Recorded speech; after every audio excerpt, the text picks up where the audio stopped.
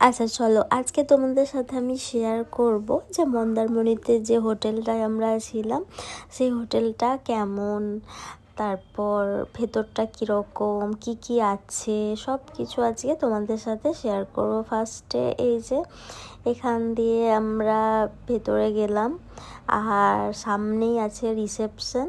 ওই যে দেখা যাচ্ছে ওটা হলো রিসেপশন। আর তার পাশে যেটা দেখা যাচ্ছে সেইখানে বসে লাঞ্চ, ব্রেকফাস্ট, ডিনার এগুলো করা হয়। আবার তোমরা চাইলে কেউ রুমে নিয়ে গিয়েও করতে পারো, পাশে রেস্টুরেন্টও আছে।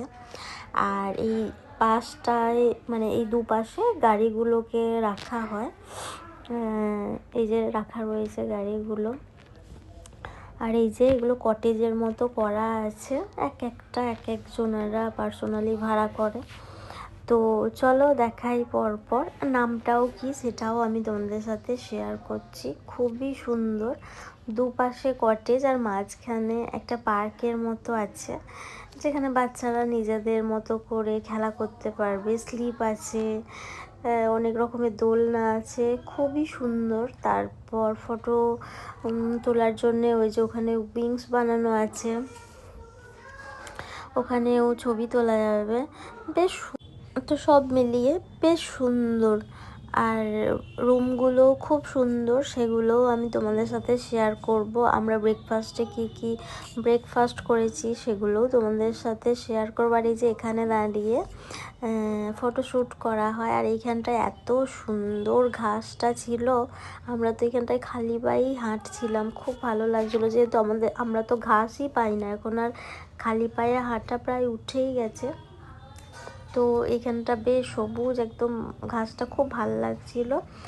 আর এখানটাতে বেশ আমরা হাঁটছিলাম। আমাদের রুমগুলো ছিল ওপরে, আর প্রত্যেকটা কটেজের না একটা করে বেশ আলাদা রকম নাম ছিল, বেশ সুন্দর। আর এটা ছিল বাচ্চাদের সুইমিং পুলটা, যেখানে শুধুমাত্র বাচ্চাদের অ্যালাউ আছে, বড়দের অ্যালাউ নেই। এখানে বিভিন্ন রকম স্লিপের মতো করা আছে, যাতে ওরা মজা করতে পারে, এনজয় করতে পারে। তো এটা ছিল বাচ্চাদেরটা, আর পাশে যেটা রয়েছে এটা ছিল বড়দেরটা।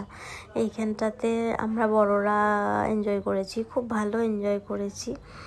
তো এখানে নামারও একটা টাইমিং থাকে, তো সেই টাইমের মধ্যে নামতে হয়।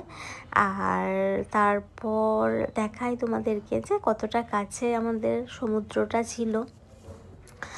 তো এই যে এই সামনেটায় এই সমুদ্রটা ছিল, আর এখানটাতে পুরো বসার মতো করা ছিল, চেয়ার টেবিল পাতা ছিল।